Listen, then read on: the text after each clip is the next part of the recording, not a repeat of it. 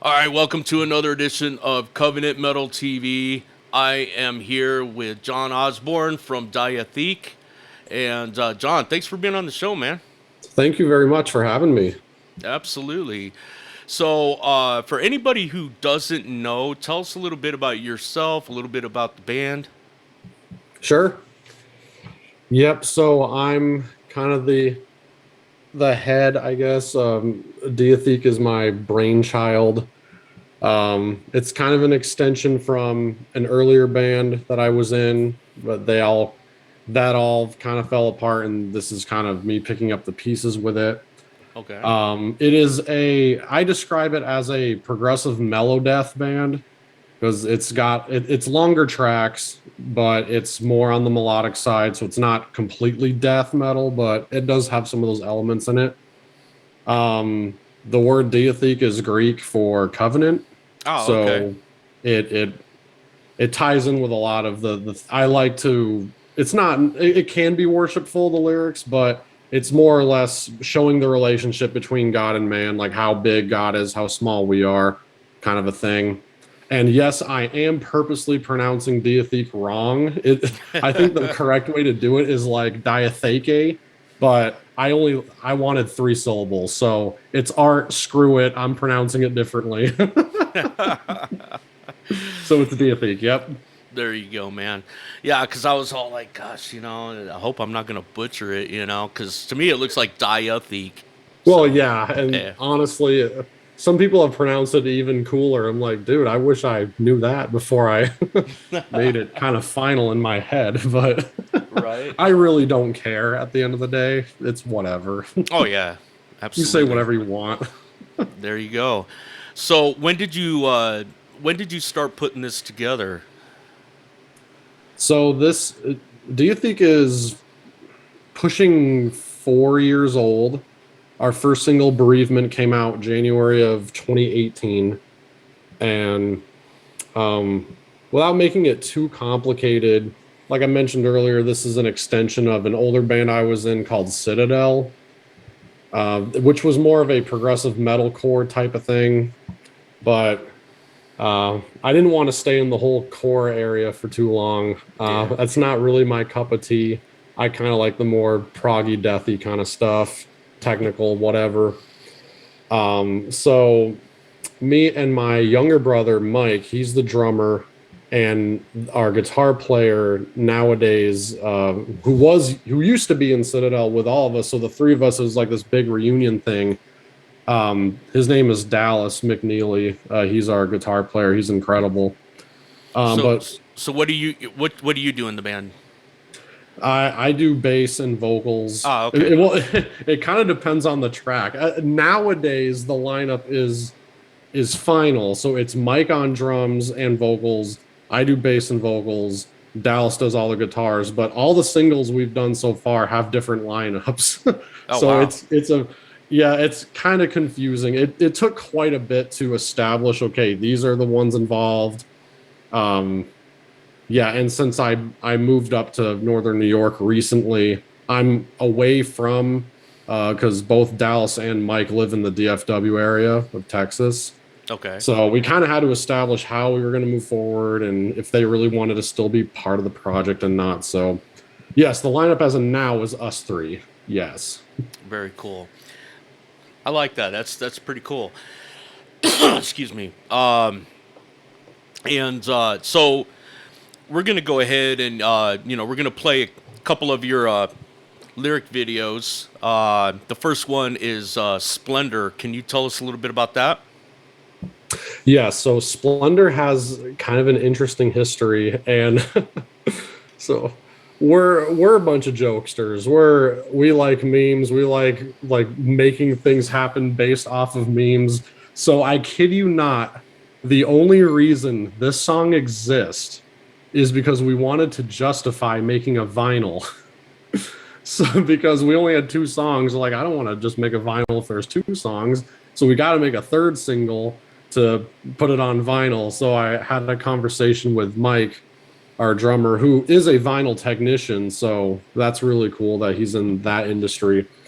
And I'm like, man, what can we do? Because on the side, and I'm just throwing a bunch of stuff at you. On the side, we do have a full length that we're working on, but it's pretty big project, and we didn't want the wait to be super long. So we're like, okay, well, there's this one song we have that's not going to work on the record. Maybe we can just record that so we have an excuse to release vinyl. So Splendour is, as silly as that sounds, that's kind of why Splendour exists. Otherwise, it probably wouldn't. Whoops, it probably wouldn't have happened. But now that it's here, Splendour is based off of Philippians 4. It's not the one we all know, 4:13, 4:7, I think, where it talks about keeping your eyes on Jesus, running to finish the race. That whole imagery of you just gotta keep your eyes ahead, ignore the things that are distracting you, because Jesus is our ultimate prize. Amen. So, and it's called Splendour because it's keep your eyes on the splendor of God's holiness, and in that you will find peace and completeness in this life, even though life kind of sucks and there's hardships, and just because you're a Christian, you're not exempt from the battering waves of life. Right. But what gets us through is we know that we will be restored one day into God's presence. So that's kind of conceptually what's going on there, which is why the song itself, there's a lot of little movements. It's just under 9 minutes long, which just right, like that's it's long, but Yeah, we were shooting for 10, man, and we almost got yeah, we had to cut some stuff out, right. But it's meant, and this is Diatheke's music in general, it's meant to bring you on a sonic journey of really diving in like all of what the subject matter can portray. Yeah, I mean, I really dig what I've heard, man. Because honestly, up until like a few days ago when you and I first started talking via email, and I went and checked your stuff out, and I was like, oh, dude. I was like, this is cool. This is cool. I really like it. So, thanks, man. Guys, without further ado, from Diatheke, this is Splendour right here on Covenant Metal TV. Check it out.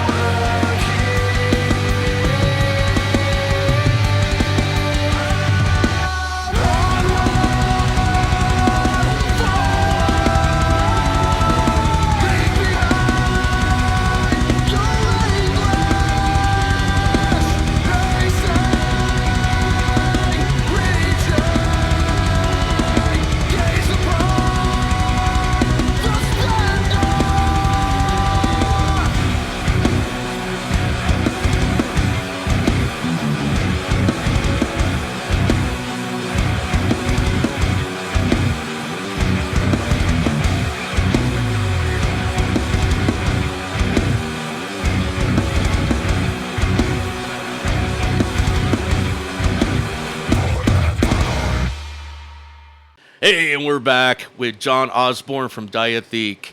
So, if you don't mind telling us, man, what are your musical influences? You know, like what did you grow up listening to? What made you decide you wanted to be a musician? Sure. So, like a lot of young elementary school kids, I was more or less forced to learn piano first. I didn't stick with it for too long though, although nowadays I wish I did because I really enjoy piano. But I don't know, ever since I was young, even though I didn't really know how to formulate real songs, I remember just making up random stuff with expression and dynamic, but I would do the same random stuff the same way twice, like it was an actual compositional work.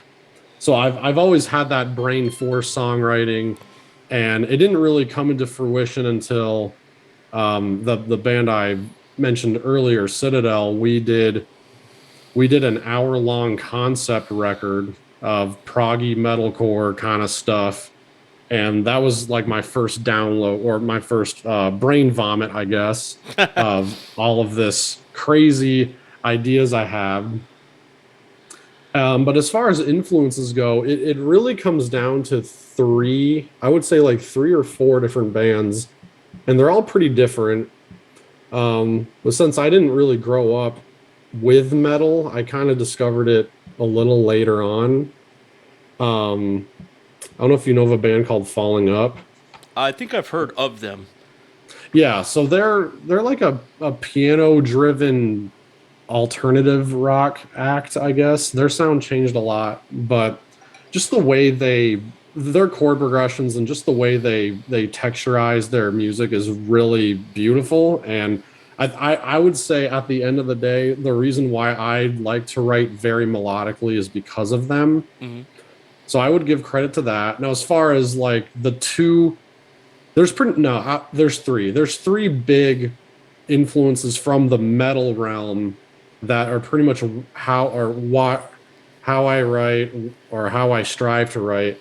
Number one, first and foremost, would be Living Sacrifice's Reborn album. That was pretty much the first album in the extreme end that I heard, because before then I liked stuff like Disciple or um, Seventh Day Slumber, Skillet, stuff like that. Because screaming to me was still, no, that's too much. No, I'm not going to go there. Right. But and nowadays, Broken Flesh doesn't even phase me, and I love those guys. Right on. Oh yeah. So yeah, Living Sacrifice, Reborn. I just the sheer fierceness of that record, Hmm. but the lyrically, I was even more impressed with it because it's a straight up worship album. Just what their subject matter was, and it kind of opened my eyes to, wait a minute, there is definitely more to Christian music than just what's on the radio. Like, obviously the stuff isn't fit for, soccer mom radio, but it just kind of showed me that, Christian music doesn't have to be in this box. Like, God gave us such an incredibly creative outlet, which is our minds, if we would just learn to apply it with different genres. And So and yeah, there go ahead. needs to be, and going off of what you just said, there needs to be more appreciation from, the outside, I guess you could say, because, the only Christian music you really ever hear on like FM radio is K-Love. Now, Yep. nothing against K-Love, nothing against, praise and worship and CCM, but, Yep. it's like there's people out there that don't realize that there's Christian music and other genres. Yeah. And Yep. and I think the praise and worship and CCM stuff, that's basically just speaking to people who are already saved. That's the way I kind of look at it. It's kind of Yeah. preaching to the choir, man. And uh to me, it's because there's people out there who, they're into like rap and hip hop. Well, why not use rap and hip hop, with Christian themes and messages to reach those people? Same thing with, metal. The metalheads out there who, who need Jesus, reach them with Oh yeah. reach them with the Christian metal. And Yep. as far as these genres being on radio stations and getting radio play, it's really only happening online. You won't turn to an FM radio Yeah. station in your car and hear a Christian metal, unfortunately. Yeah. Yeah. It's kind of sad. The whole Christian music has kind of become its own label, its own genre, and we just okay, well, this is basically just what you two would have done. Well, You and know, just kind of like that alt rock, soft pop kind of pop rock stuff, I guess, is what K-Love is. Yeah. yeah, But and I understand it. mhm. You know, that's going to be where the most listeners are. And, you know, those radio stations need the support and whatnot. But yeah, I find it incredibly close-minded that people are like, oh, well, just because, you know, it sounds too evil to be Christian or it sounds too worldly. It's like, hey, you know, someone's got to reach into those communities. You know, you're not going to give them a Hillsong record and they're going to respect that. You're going to hand them a Taking the Head of Goliath record and they might turn their head and be like, wow, this looks brutal. How's this Christian? Yeah, exactly, man. You can't walk into like a group of hardcore metalheads and just break out with "Kumbaya, my lord." They're gonna look Yeah. at you like, "Get out of here, man!" Before we kick your butt. Yeah, So, absolutely. you know, uh, excuse me. That's like the whole topic of some people come down on Christian bands that play in clubs and bars and places like Yeah. that, and it's like, look, man, that's where the lost is. If you're Yep. gonna, if all you're gonna do is play at churches, then you might as well just be a church band. Yeah. And Yep.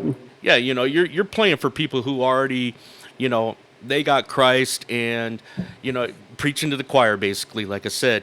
And I have lots of respect for the bands that go out into the trenches, man. They go out to where, Yeah.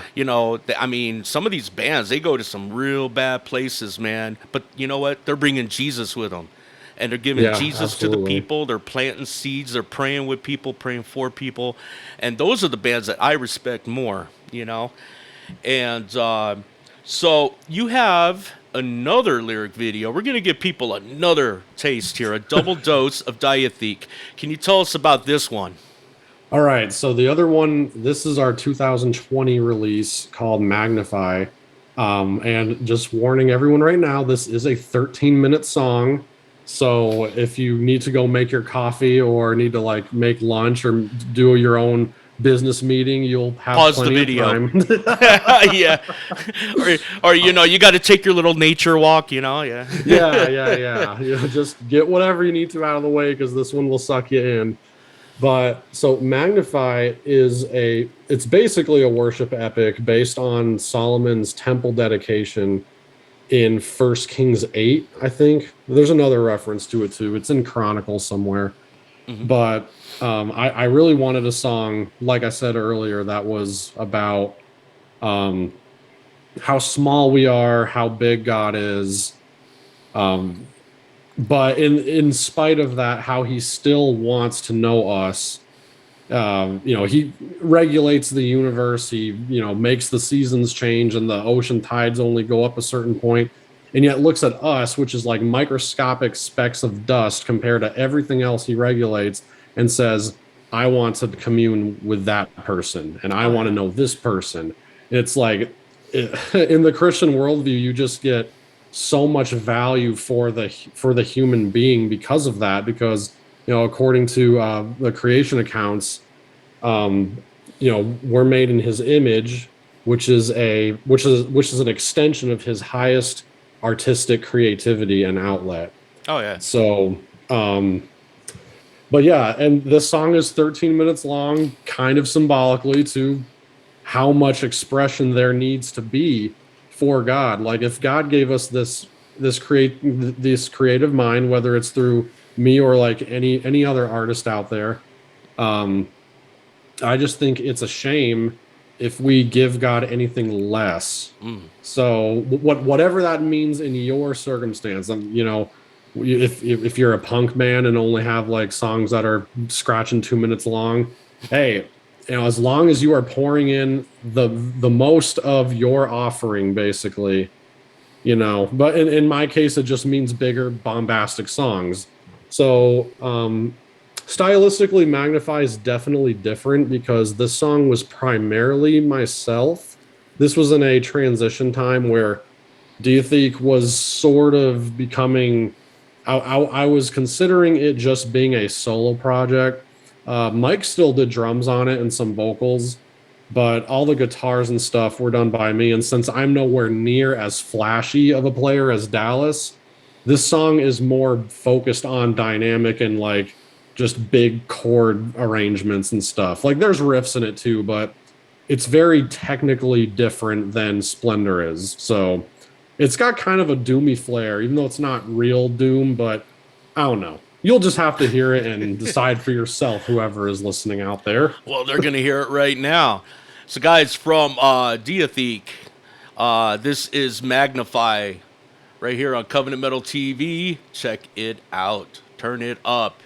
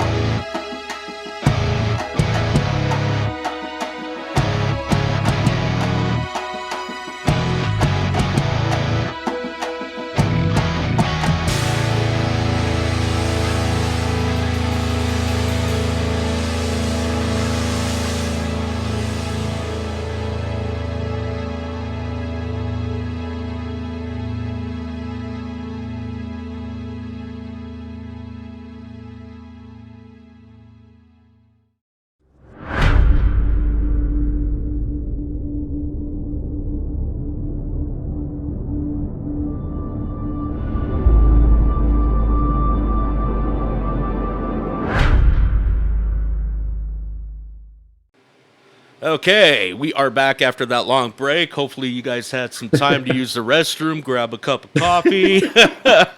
Yeah, now that a half hour of your show is dedicated to just songs. That's what this show's about. It's about the bands, and it's about the bands giving glory to God through their music, man. That's the main staple of the show here. And so, what I'd like to know is, what are your future plans for Diatheke going forward? Sure.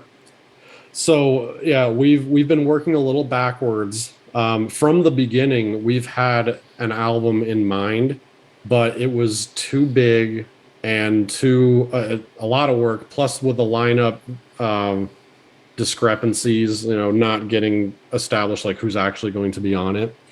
That's why these three singles exist. So our first one, Bereavement, then Magnify, then Splendour. Those exist basically to get people used to our existence rather than just slapping them with a full album. We want to make sure, to a certain degree, that people know we exist. So we thought going the single route would be a little better. But with that being said, we do have an album planned. We are in the demoing process right now. I don't want to give too much detail away, but I will say it is 6 tracks and it will be about an hour long. So it's going to be a whopper. So, and we are exploring a lot of different subgenres with it. Kind of like you can hear a lot of different influences on the first 3 singles. Well, you're going to get even a broader scale of what all we can do. So I'm not going to give anything more than that. Just know that it's going to be a huge album of 6 tracks. So yeah, it's going to be a big one. Awesome. So, John, where can people go to, connect with you, connect with Diatheke, and get their hands on your guys' tunes? And Sure. is the vinyl, that's going to be available for people to purchase as well, right? Yeah, in fact, we finally finished the production of this vinyl, and our drummer Mike is starting to ship them out this week. Oh, nice. So this interview came just in time for that. We've had 40, I think 40 people pre-order it, and we've only made 75, so it's kind of limited edition. But this vinyl is basically just a compilation of all we've done so far. Okay. So that includes the 3 singles, and with Magnify, I failed to mention that we do have a reprise version of that song called Day and Night. It's more of a thematic orchestral version, which I'm really proud of. So that vinyl includes that as well. So, but as far as where you can find us, the big one is our Bandcamp. So just diatheke.bandcamp.com. We have CDs of each single too, and it includes an instrumental and an 8-bit, because who doesn't like Super Nintendo music? Some people find it annoying, but whatever. I think they're cool. But you can get our vinyl there too. As far as connecting with us and following us, our 2 biggest ones are going to be our Facebook and our Instagram. We have a lot of fun on our Instagram. Once in a while, we invite people to give us songs to do impressions of and react to. And if it's Mike's turn, our drummer, he is pretty ruthless with his opinions. He does not sugarcoat anything. So we've made some people mad with him, straight up giving songs a 0 or a 1. Oh yeah, and Yeah. and it's funny when because there's people out there, man. They put out songs that most of us would be like, oh my gosh, that's horrible, and these people, they get bent out of shape, man. If you critique it and Yeah. you're like, this is horrible, and they're like, man, you don't know what you're talking about, Yeah. and it's a majority rule, man, and majority rule says you suck. Yeah. Well, So, thankfully for the most part, it's their favorite bands that we get to kind of crap on. So it's yeah, but Instagram, the handle, let me just look it up because I confuse myself a lot. Yeah, Instagram, just look up Diatheke Music. And on there, on our profile, we have a link tree. That's where you can find everything from the lyric videos to um, our merch store. There's a couple shirts out. We have a Facebook fan group. We try to have fun in there. And then as far as Facebook goes, just look up the same thing, Diatheke Music, and you'll find us there. That's kind of our main things. We don't have Twitter. We don't have TikTok. I don't know. It's too much to keep up with, but Yeah, there's too many out there. those are kind of the main things for now. Hmm. So yeah, appreciate it if you guys would. Oh, and you can find us on all streaming. So Spotify, Apple Music, Tidal, SoundCloud, I guess, just wherever you like streaming, it's all available on there. So yeah, that's that. Awesome. Awesome. Well, guys, John Osborn from Diatheke. Make sure you guys check out Diatheke. And, you know, we got the lyric videos here that you guys were able to watch. If you want to watch them again, you could either watch this interview again or go to YouTube on Diatheke. Just put that in and you can watch the videos there. Make sure you subscribe to their channel on YouTube and Definitely. yeah, share the videos and Yeah. go and like and follow their Facebook page and show these guys some love. John, thank you so much for being on the show, brother. I really appreciate it, man. Yeah. Thank you very much. It was a good time. Absolutely, man. Well, you take care. God bless you. God bless the band, and God bless your families and all that good stuff, man. Amen. Same to you. All right, brother.